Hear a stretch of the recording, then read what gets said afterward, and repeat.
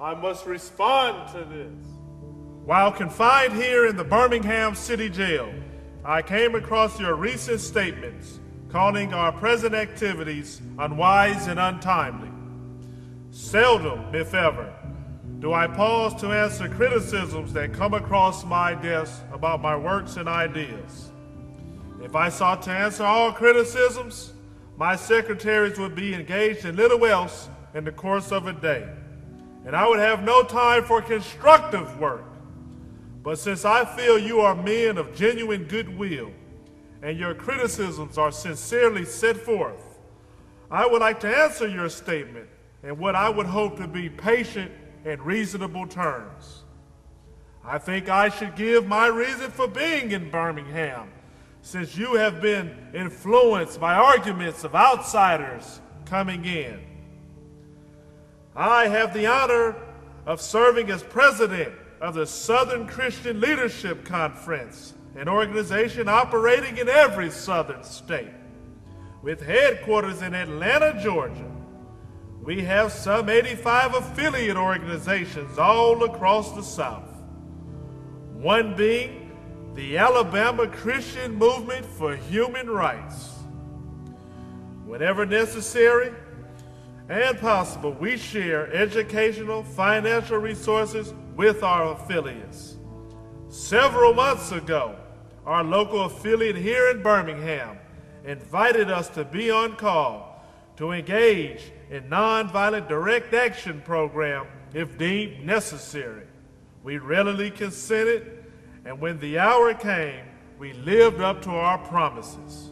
So I am here along with several members of my staff because I have basic organizational ties here.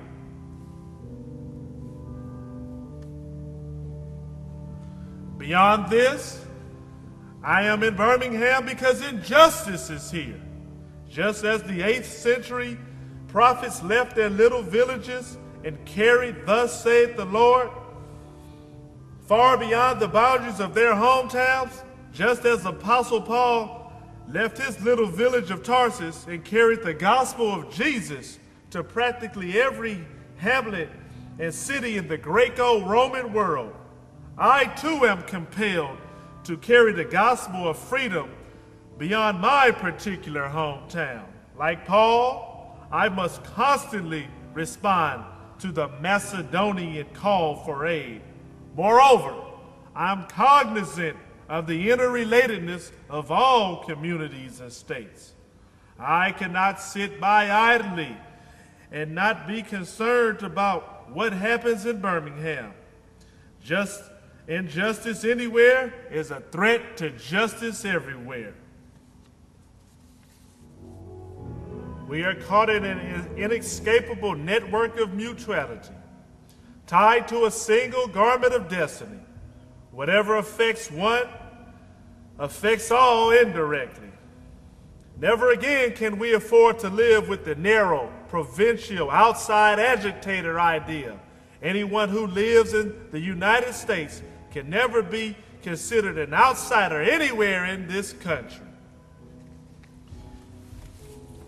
You deplore the demonstrations that are presently taking place in Birmingham, but I am sorry that your statements did not express a similar concern for the conditions that brought the demonstrations into being. I am sure that each of you will want to go beyond the superficial social analyst who looks merely at effects and does not grapple with underlying causes. I would not hesitate to say that it is unfortunate that the so-called demonstrations are taking place in Birmingham at this time, but I would say in more emphatic terms that it is more unfortunate that the white power structure of this city left the Negro community with no other alternative. In any nonviolent campaign, there are 4 basic steps.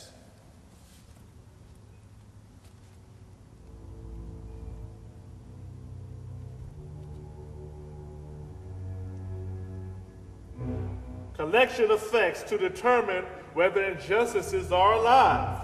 Negotiation. self-purification, and direct action.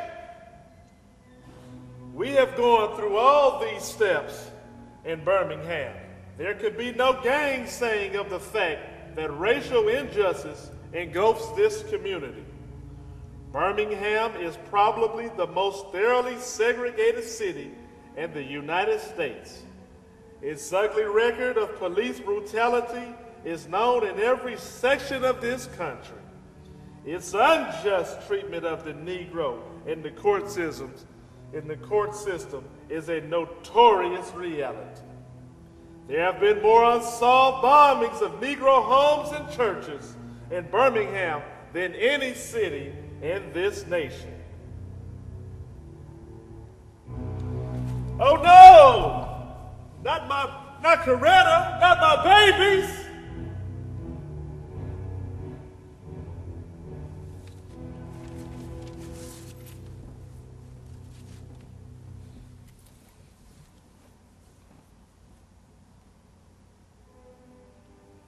These are the hard, brutal, and unbelievable facts. On the basis of these conditions, Negro leaders sought to negotiate with the city fathers. But the political leaders consistently refused to engage in good faith negotiation. Then came the opportunity last September to talk with some of the leaders of the economic community. In these negotiation sessions, certain promises were made by the merchants, such as the promise to remove the humiliating racial signs from their stores. On the basis of these promises, Reverend Shuttlesworth and the leaders of the Alabama Christian Movement for Human Rights all agreed to call a moratorium on any type of demonstration.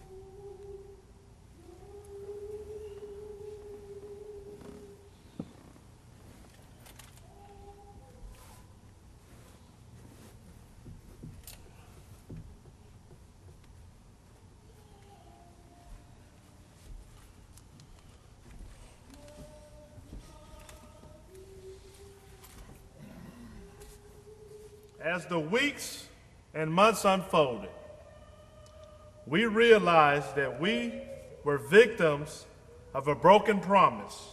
The signs remained. Like so many experiences of the past, we were confronted with blasted hopes. And the deep disappointment settled upon us. So we had no alternative except that for preparing direct action, where we would present our very bodies as a means of laying our case before the conscience of the local and national community. We were not unmindful of the difficulties involved, so we decided to go through a thorough process of self-purification. We started having workshops on nonviolence and repeatedly asked ourselves the questions: are you able to accept blows without retaliating? Are you able to endure the ordeals of jail? My friends, I must say to you that we have not made a single gain in civil rights without determined legal and nonviolent pressure. History is a long and tragic story that privileged groups seldom give up their privileges voluntarily. Individuals may see the moral light and voluntarily give up their unjust posture. But as Reinhold Niebuhr reminded us, groups are more immoral than individuals. We know through painful experience, freedom is never voluntarily given by the oppressor. It must be demanded by the oppressed. Frankly, I have never yet engaged in a direct action movement that was well timed, according to the timetable of those who have not suffered unduly from the disease of segregation. For years now I have heard the words, "Wait!" It rings in the ear of every Negro with a piercing familiarity. This wait has almost always meant never. We must come to see with the distinguished juror of yesterday that justice too long delayed is justice denied.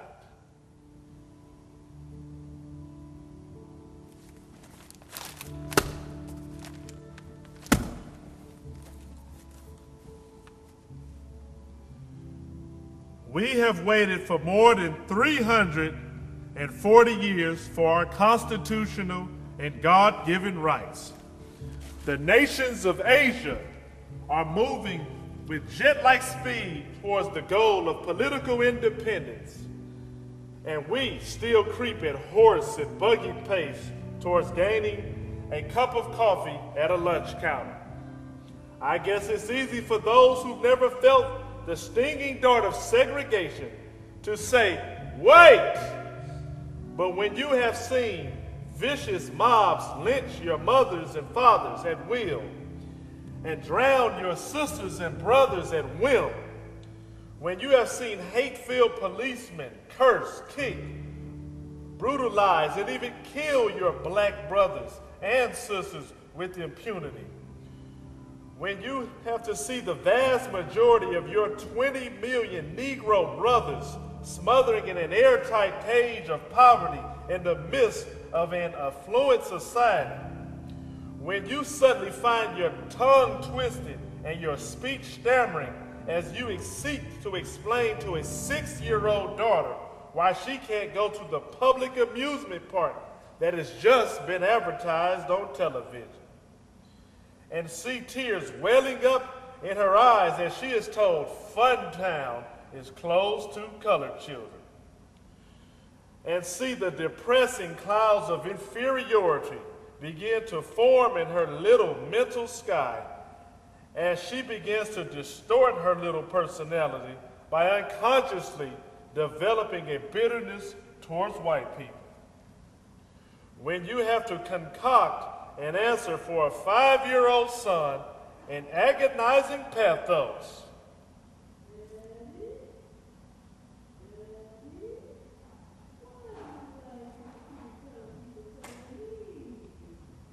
when you have to take a cross-country drive and find it necessary to sleep night after night in an uncomfortable corner of your automobile because no motel will accept you. When you are humiliated day in and day out by nagging signs reading white and colored. When your first name becomes nigger, your middle name becomes boy, however old you are, and your last name becomes John, and your wife and mother are never given the respected title Mrs. When you are harried by day and haunted by night by the fact that you're a Negro, living constantly at a tiptoe stance, never not quite knowing what to expect next, and plagued with the inner fears and outer resentments when you are forever fighting the degenerating sense of nobodiness, then will you understand why we find it difficult to wait. There comes a time when the cup of endurance runs over, and men are no longer willing to be plunged into an abyss of despair. I hope, sirs, you can understand our legitimate and unavoidable impatience. You express a great deal of anxiety over our willingness to break laws. This is certainly a legitimate concern since we so diligently urge people to obey the Supreme Court's decision of 1954 outlawing segregation in the public schools. It is rather strange and paradoxical to find us consciously breaking laws. One may well ask, how can you advocate breaking some laws and obeying others? The answer is found in the fact that there are two types of laws. There are just and there are unjust laws. I would agree with St. Augustine that an unjust law is no law at all.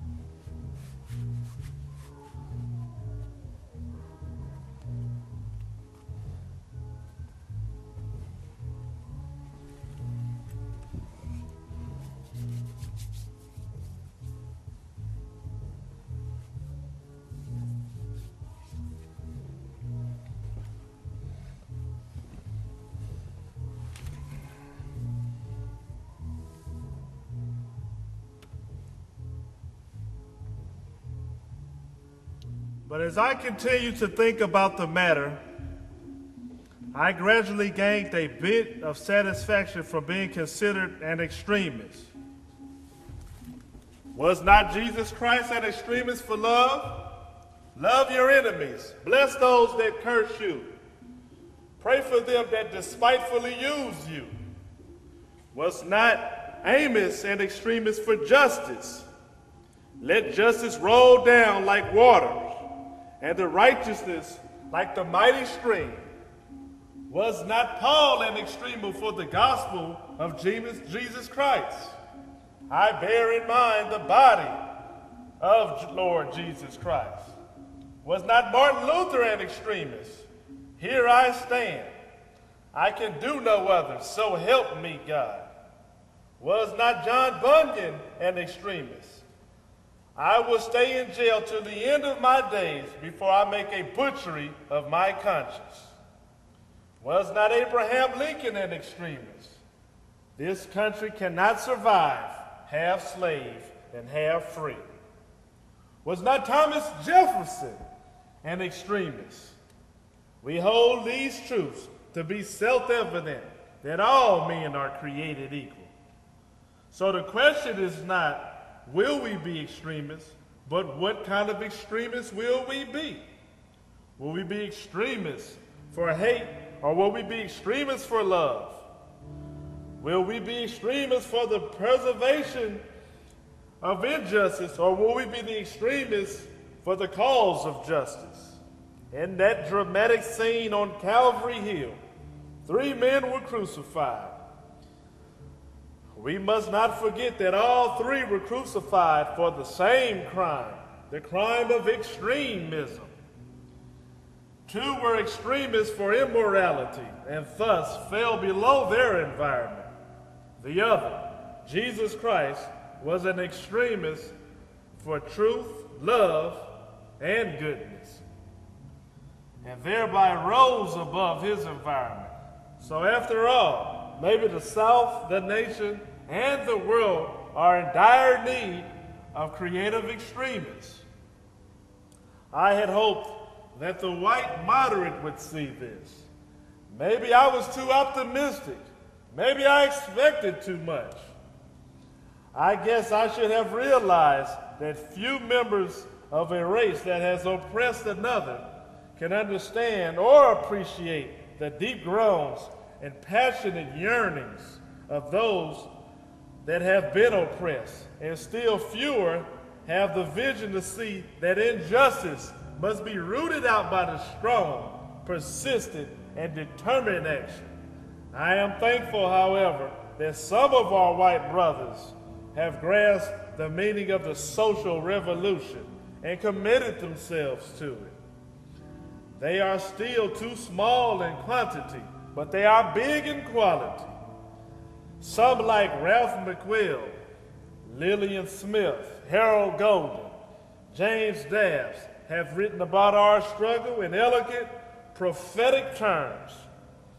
Others have marched down nameless streets of the South, have languished in filthy, roach-infested jails, suffering the abuse and brutality of angry policemen who see them as dirty Negro lovers.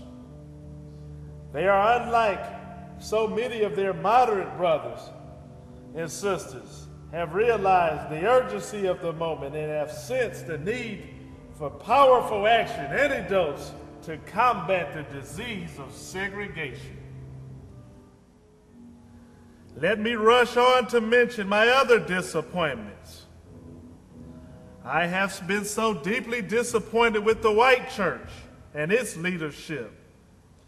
Of course, there are notable exceptions. I am not too unmindful of the fact that each of you have taken a significant stand on the issue. I commend you, Reverend Stallings, for your Christian stand on this past Sunday in welcoming Negroes to worship service on a non-segregated basis. I commend the Catholic leaders of this state for integrating Spring Hill College several years ago.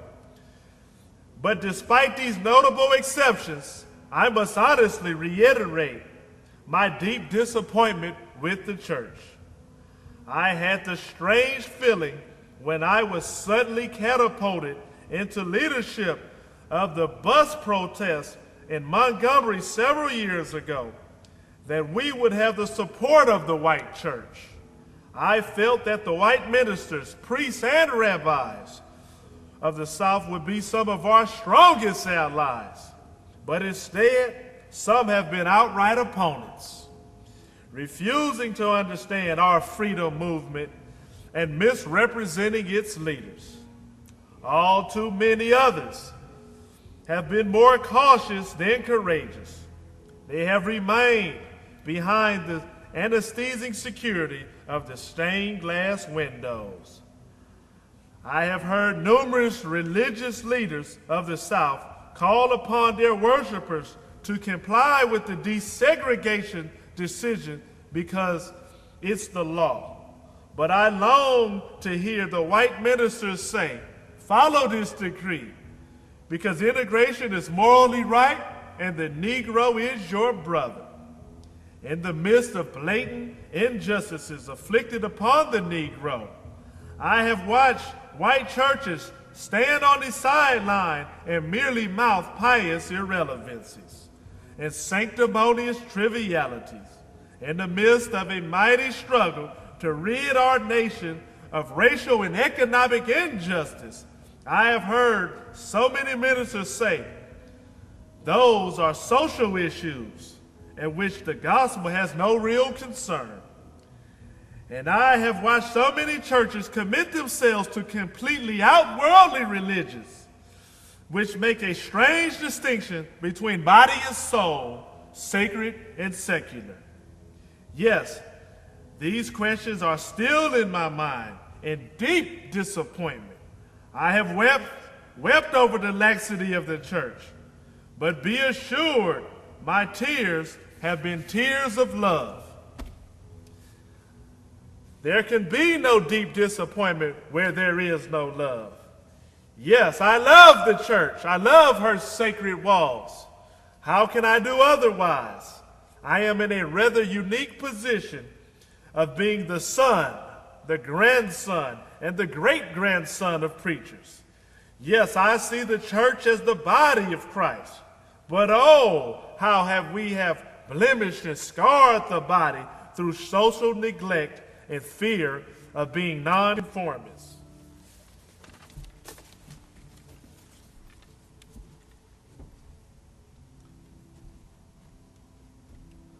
I must close now.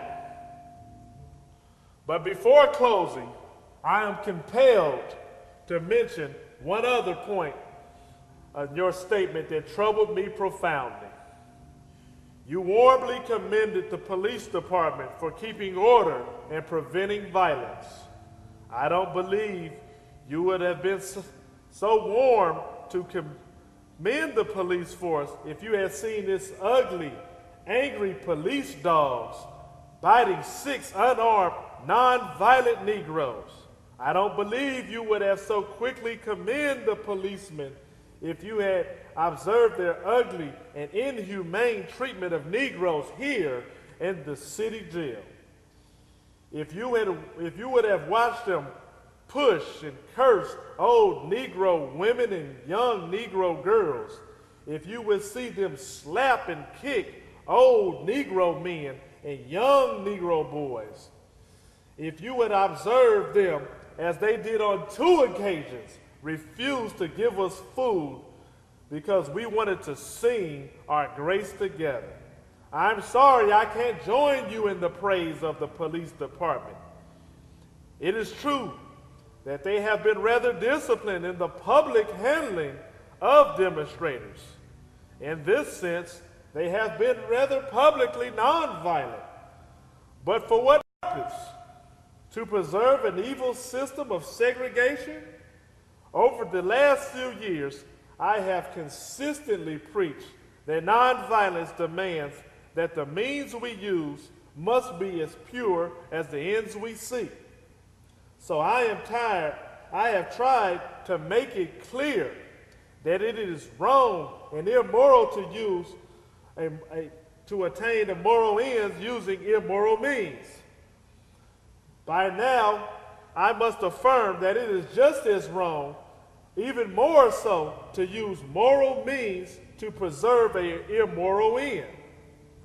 I wish you had commended the Negro sit-inners and demonstrators of Birmingham for their sublime courage, their willingness to suffer, and their amazing discipline in the midst of the most inhumane provocation. One day the South will recognize its real heroes. They will be the James Merediths, courageously and with a majestic sense of purpose, facing jeering and hostile mobs, and with the agonizing loneliness that characterizes the life of a pioneer. There will be old, oppressed, battered Negro women, symbolizing a 72-year-old woman in Montgomery, Alabama, who rose up and with a sense of dignity and with her people decided not to ride the segregated buses, and responded to one who inquired about her tiredness with ungrammatical profundity. My feet is tired, but my soul is rested. They will be the young high school and college students, young ministers of the gospel, and a host of their elders courageously and nonviolently sitting in at the lunch counters and willing to go to jail for conscience sakes.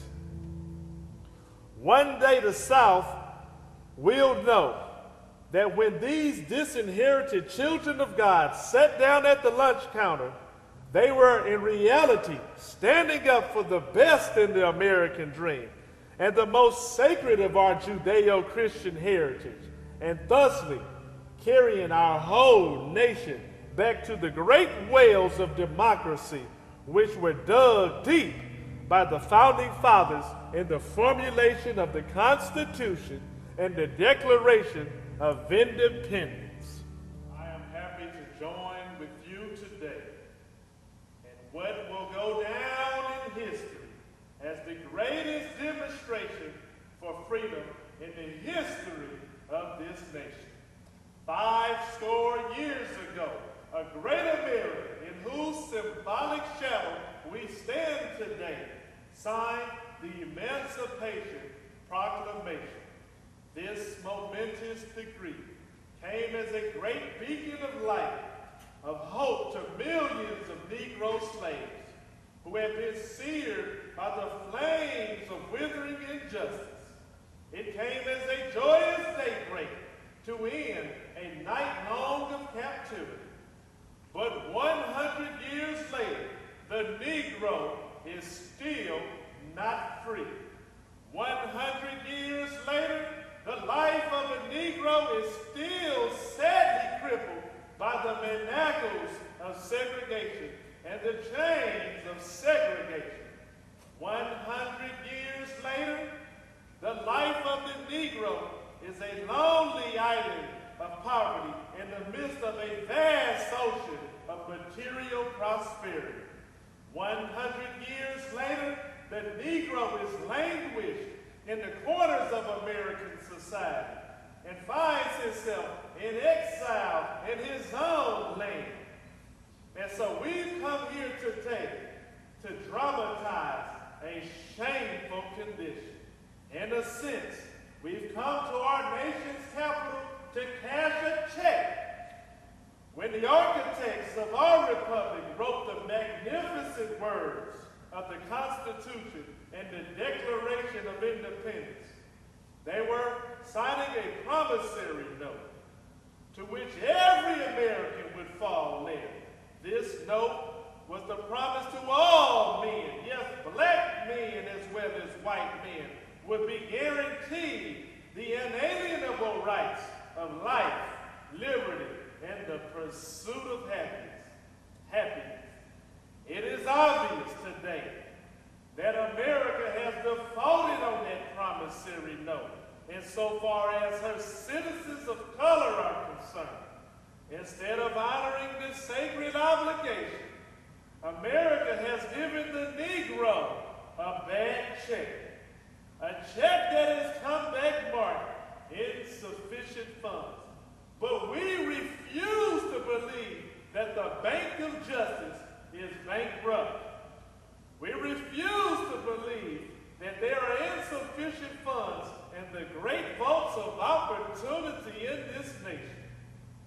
And so we've come here to cash this check, a check that will give us upon demand the riches of freedom and the security of justice.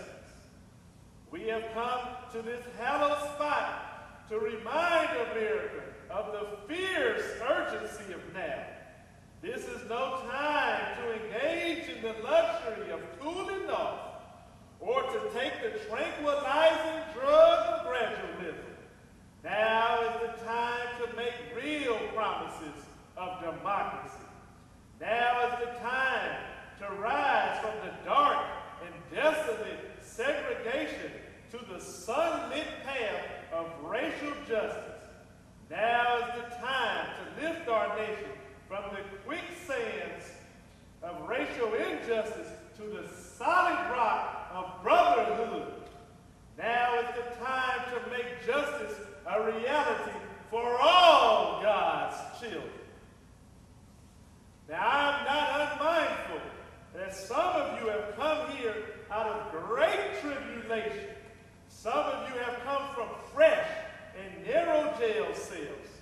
Some of you have come from areas where your quest for freedom have left you battered by storms of persecution, staggered by the winds of police brutality. You have been veterans of creative suffering. Continue to work with the faith that unearned suffering is redeemable. Go back to Mississippi. Go back to Alabama. Go back to South Carolina.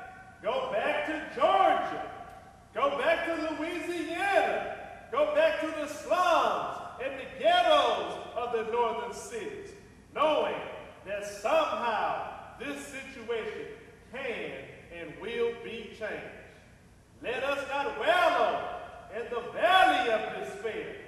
I say to you today, my friends, so even though we face the difficulties of today and tomorrow, I still have a dream. It is a dream deeply rooted in the American dream. I have a dream that one day this nation will rise up and live out the true meaning of its creed. We hold these truths to be self-evident that all men are created equal. I have a dream that one day on the red hills of Georgia, sons of former slaves and sons of former slave owners will be able to sit down together at the table of brotherhood. I have a dream that one day, even in the state of Mississippi, a state sweltering in the heat of injustice, sweltering in the heat of oppression, will be transformed into an oasis of freedom and justice. I have a dream that my 4 little children will one day live in a nation where they will not be judged by the color of their skin, but by the content of their character. I have a dream today. I have a dream that one day down in Alabama, with this vicious racist, with this governor having his lips dripping in the words of interposition and nullification, one day right there in Alabama, little black boys and little black girls will be able to join hands with little white boys and little white girls as sisters and brothers. I have a dream today. I have a dream that one day every valley shall be exalted, every hill and every mountain made low, the rough places made plain, and the crooked places made straight, and the glory of the Lord shall be revealed, so that all flesh shall see it together. This is our hope. This is the faith I go back to the South with. With this faith, we'll be able to hew out a mountain of despair, a stone of hope. With this faith, we'll be able to transform the gangling discourse of our nation into a beautiful symphony of brotherhood. With this faith, we'll be able to work together, pray together, struggle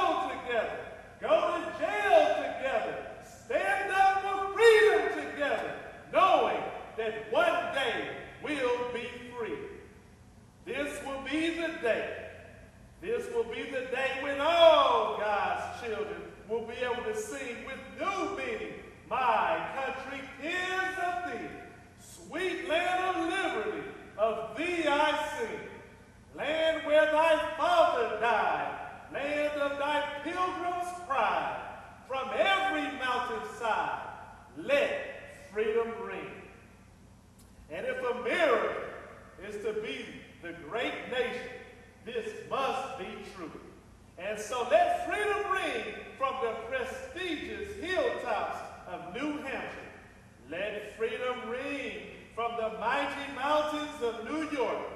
Let freedom ring from the heightening allergies of Pennsylvania. Let freedom ring from the snow-capped Rockies of Colorado. Let freedom ring from the curvaceous slopes of California. But not only that, let freedom ring from the stone mountains of Georgia. Let freedom ring from Lookout Mountain of Tennessee. Let freedom ring from every hill and molehill of Mississippi, every mountainside. Let freedom ring. And when this happens, when we allow freedom to ring, when we let it ring from every village, every hamlet, from every state and every city, we'll be able to speed up the day that all God's children, black men and white men, Jews and Gentiles, Protestants and Catholics, will be able to join hands and sing the words of the all-Negro spiritual. Free at last, free at last. Thank God Almighty, we are free at last. Never before have I written such a long letter, or should I say a book. I'm afraid it is much too long to take your precious time. I can assure you that it would have been much shorter if it had been written from a comfortable desk. But what else is there to do when you're alone for days in the dull monotony? But write long letters, think strange thoughts, and pray strong, long prayers. If I said anything in this letter that is an overstatement, indicative of an unreasonable impatience, I beg you to forgive me.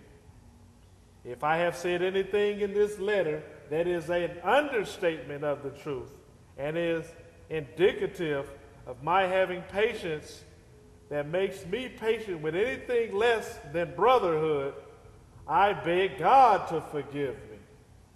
I hope this letter finds you strong in faith. I also hope that circumstances will make it possible for me to meet with you, not as an integrationist or a civil rights leader, but as a fellow clergyman and a Christian brother. Let us all hope that the dark clouds of racial prejudice will pass away and the deep fog of misunderstanding will be lifted from our fear-drenched communities in some short, not too far distant tomorrow. The radiant stars of love and brotherhood will shine over our great nation with all their scintillating beauty.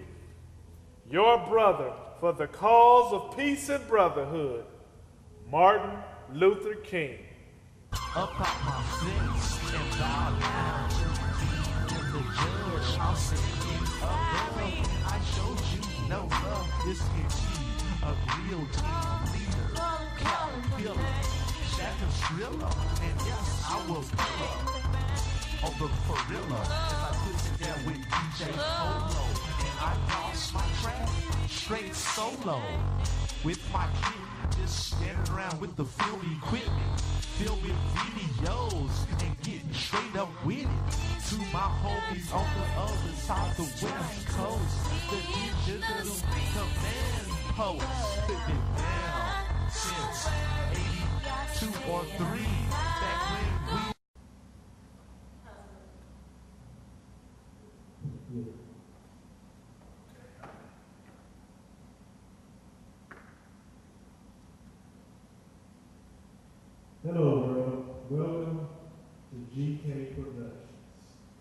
in association with GYG Multimedia. My name is Ahmad Powell.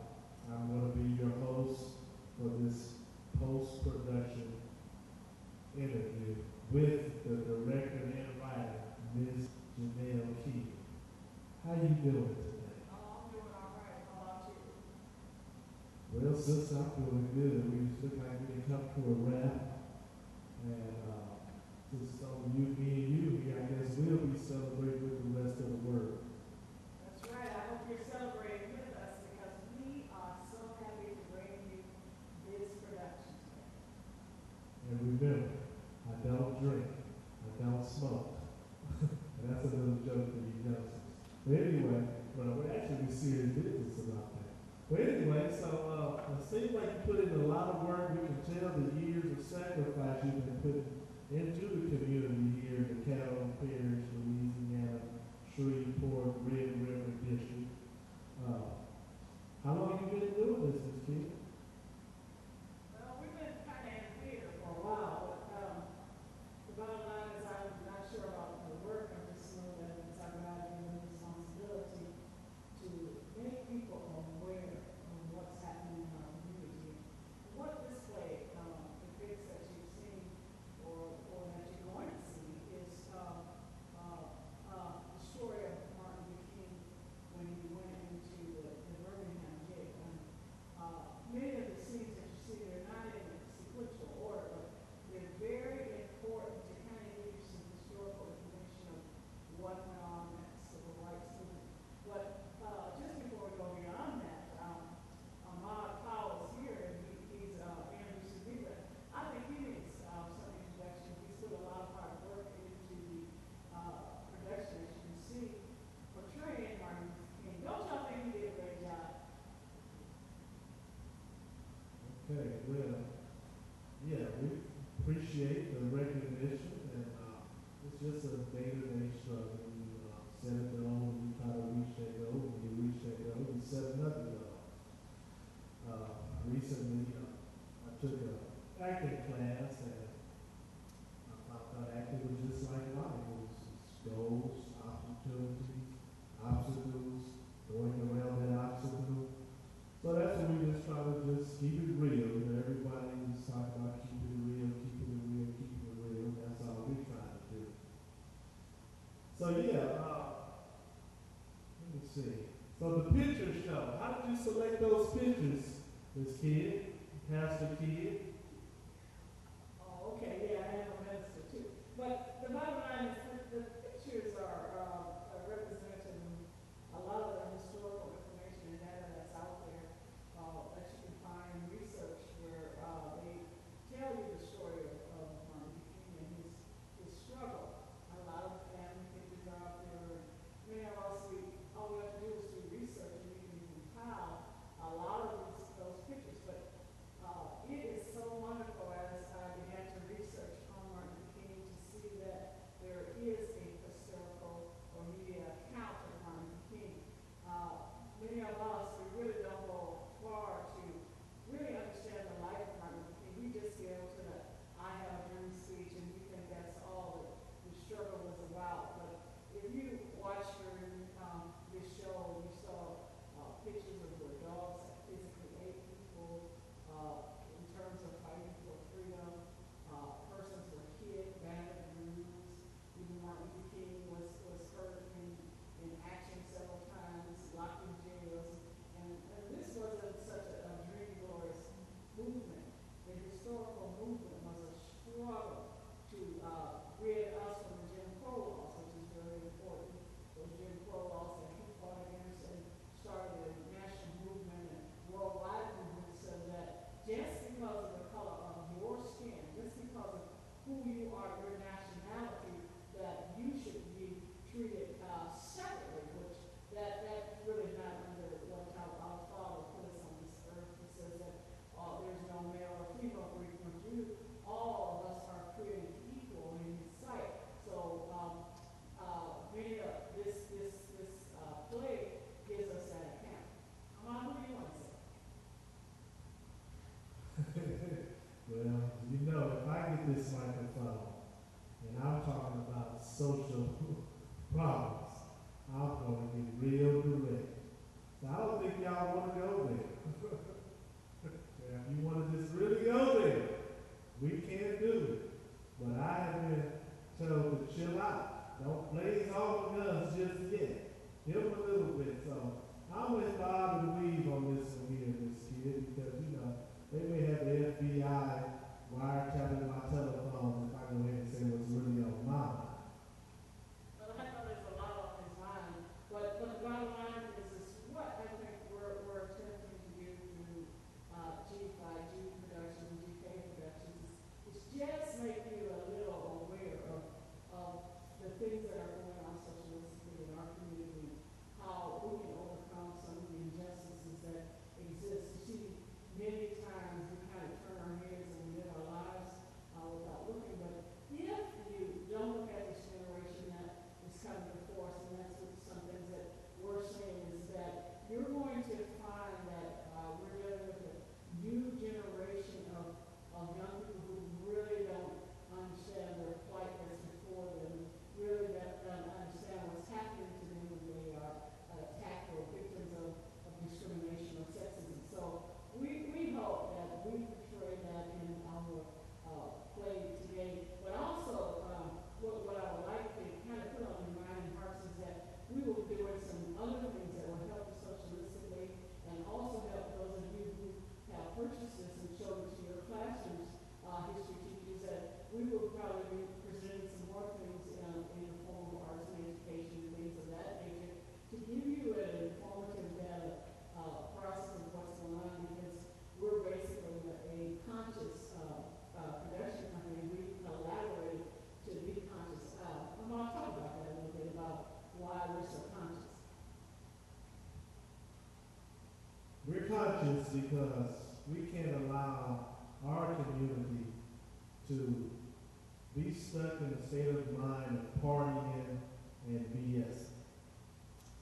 So, you know, it's okay to, you know, be entertained or whatever, but you got to constantly have on your mind the realization that there is a force that wants to keep you down, wants to see you ignorant. And don't get offended when you say the word ignorant, but unaware of yourself, your true self. They say one of the foundations of anything is knowledge of self. So that's what we're trying to spread, this knowledge of self. And that is what consciousness is about. Now, earlier on the earlier question, in which I bobbed and weaved from, I kind of have a good thing I want to put on some of people's mind.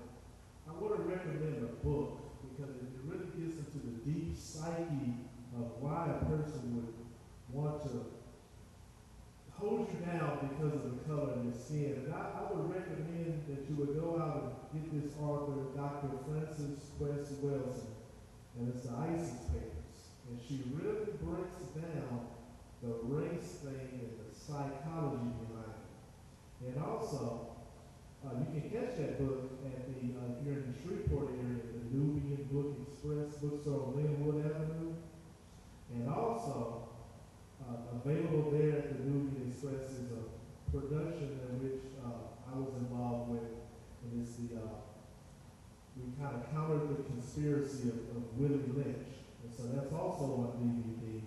And if you guys have purchased this, you may find this as a bonus on this. But I have to check with Miss Janelle before we can give you a bonus DVD with this. Pretty good.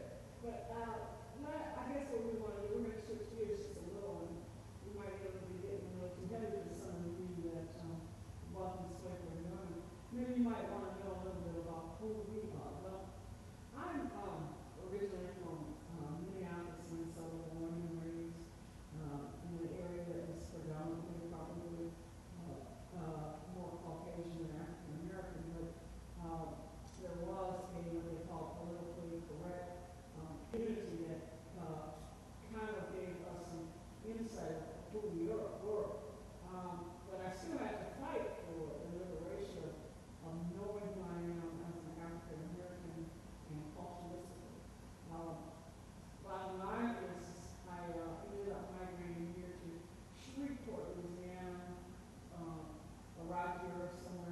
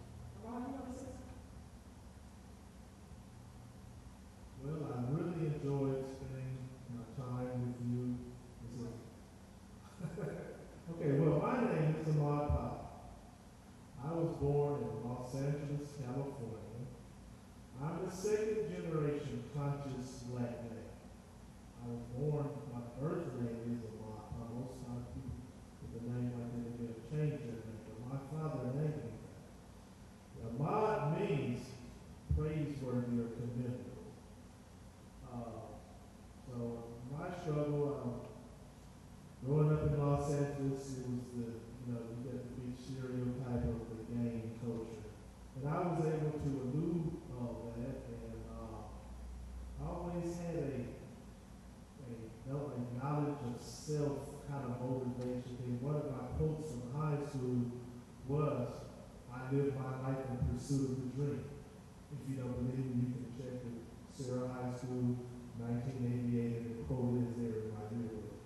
But that's me. I moved here actually I moved to New Orleans and went to Xavier University. That's what brought me to Louisiana.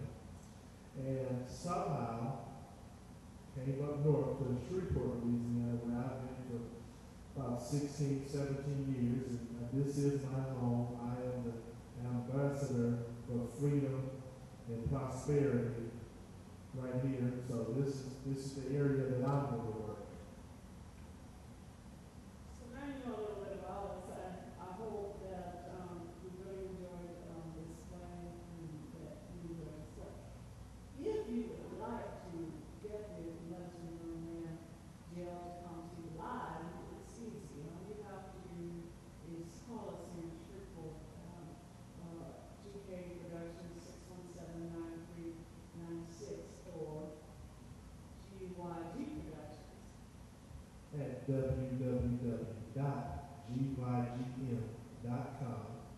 And I also would like to recommend a good website. That's Infowars.com.